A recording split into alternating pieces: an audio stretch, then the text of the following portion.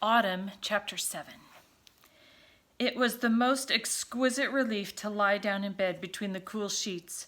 Mandy buried her face in the pillow and tried to sort out her chaotic emotions. Was she really getting sick?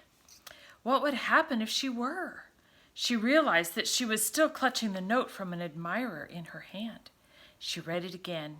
It was a great comfort. At least this was one thing Sue didn't know about. Matron came in with a hot drink and some aspirin. She took Mandy's temperature. Not too bad, but that's a nasty cough, Mandy. You'll have to stay in bed until I say you can get up. Oh, but Matron, Mandy sat up, suddenly concerned. I can't stay in bed. Matron feigned surprise. You can't, she smiled. No, Oh, please don't make me. I hate it so. Mandy couldn't find the right words. I really don't feel too bad at all. Matron sat down on the edge of the bed. Well, we'll see how you go. It won't be for so very long. I've asked Dr. Matthews to stop by in the morning. He'll take a look at you. She folded her hands. But Mandy, I'm afraid I must ask you not to stay outdoors as much as you've been doing. She mistook Mandy's horrified look for one of guilty surprise. Yes, I've been meaning to mention this. You're out all day long. We never see you. I spoke to you about it once before, if you remember. I'll say nothing more now, but I don't want it to continue. But why? Mandy blurted out. Because it's late in the year and too cold. I'm sure that's why you've caught this chill. Also, it gets dark so very early. I don't think it's safe. Mandy was beside herself with grief. No. She was shaking her head. That's not fair. You don't understand. You mustn't stop me. Mandy. Matron's voice was firm. I don't want any more talk about it. But no buts. When the warmer weather comes again, we'll discuss this matter.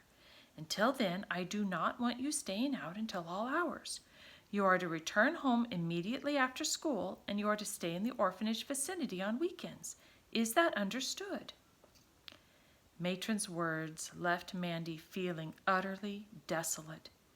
How could she explain that taking away her freedom was like taking half her life as well? Her whole being was centered around the cottage, and now that such exciting things were happening, she shouldn't be prevented from going there. But what could she say to Matron?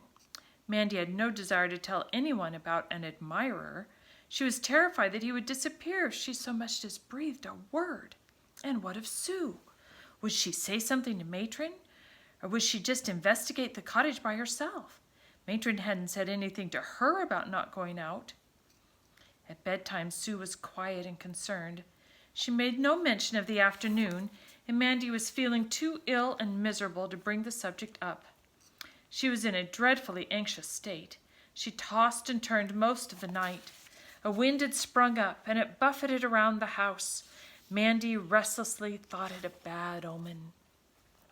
She eventually fell into an exhausted and fitful sleep. She never heard Sue get up and leave for school the following day. It was late when Matron Bridie bustled in to wake her up. Good morning, she flung wide the curtains. Dr. Matthews is here to see you, Mandy. Do you think you can wake up? Mandy groggily raised herself up and blinked in the daylight. She had had bad dreams, and she felt heavy-headed. Dr. Matthews' big frame filled the doorway.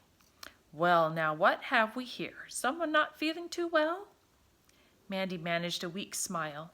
She liked Dr. Matthews. He exuded warmth and cheerfulness wherever he went. It was always good to see him. He wore a dark jacket and faintly striped trousers. She noted that he had a diamond tie-pin. He always looked as if he had just come from a wedding.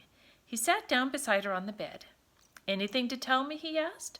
What's been happening in your young life lately? He watched her closely. Oh, nothing much. Mandy wondered what he would think if she told him about the cottage. She wished she could tell. Dr. Matthews examined her chest and back. He looked into her throat and her nose and her ears. He smelled of antiseptic and expensive toilet water. She liked the feeling of comfort he gave her. Now, my dear, you're really not too bad at all. But do as Matron says and stay in bed. You'll be right as rain soon. He looked down into her troubled face. Bending slightly, he cupped his hand under her chin. You're sure there's nothing you'd like to tell me? Nothing on your mind?" For an aching moment, Mandy's eyes brimmed with tears. If she could just unburden herself to someone, she shook her head and said simply, "I don't like to see you go so soon." "Oh, Mandy, neither do I, but I have to get to the hospital. I'll look in on you this evening, though. Maybe we can spend a little more time together then." She watched him gather up his instruments and stride briskly to the door. He winked at her and went out of the room. She listened as he walked quickly down the hall, and then she heard him talking quietly to Matron. She couldn't hear what they were saying. Here's a picture of Dr. Matthews and Mandy.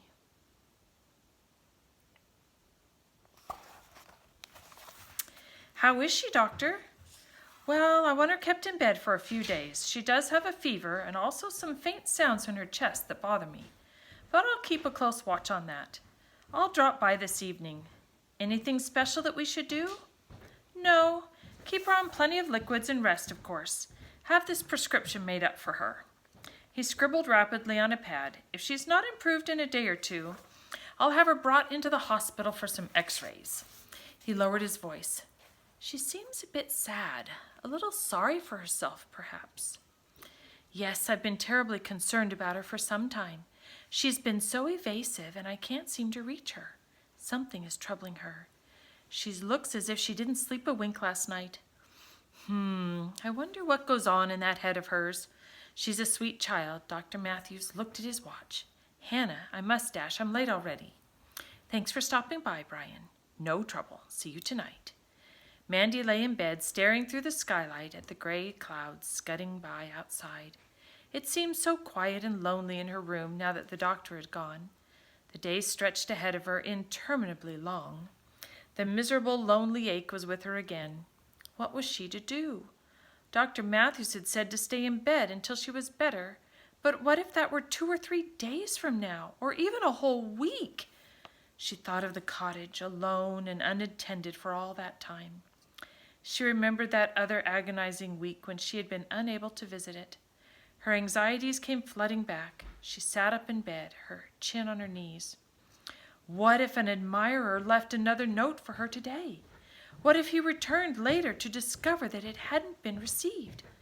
Supposing he gave up trying to communicate with her after a while?